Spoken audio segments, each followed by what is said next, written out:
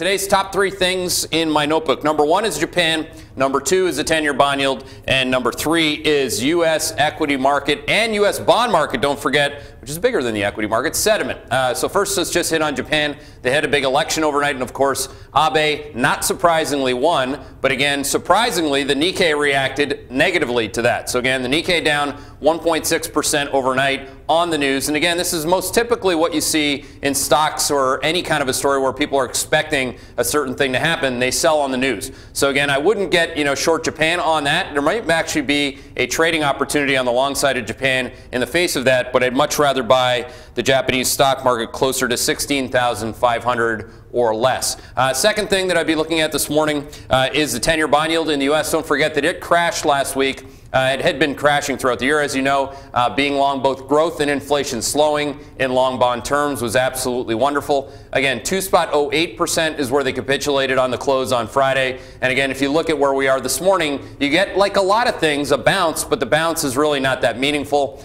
So whether it's oil bouncing this morning by a little bit or bond yields bouncing by 4 basis points, all it's really doing here is bouncing within its risk range. So again, the immediate term risk range for the 10-year bond yield is currently 2.08%, which was last week's closing low, to 2.22% into the Fed meeting, which, by the way, if they do remove considerable time, which they could, again, you could get to buy more bonds on the pullback. I would love another opportunity to buy more bonds on the pullback, whether it's the Fed expectations or Mr. Tepper. Please give us an opportunity. And then finally, sentiment. You're going to need to give some people an opportunity here because sentiment, by measurement of the CFTC futures and options contract data, now again, that might be a mouthful, but that's where hedge funds are positioned. So we look at non-commercial positions.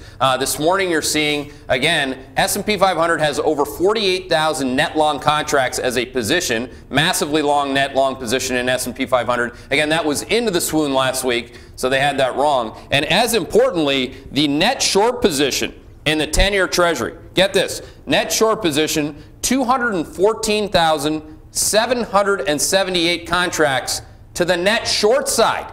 Again, that was one of the worst calls of the year. And again, if I look at my super secret outlook for 2015, did I just show that? That just bans me from Barron's for the rest of the eternity. But the reality is that those experts in Barron's who are looking for interest rates to rise last year, or I should say this year, are looking for them to rise again next year. Well, isn't that fantastic?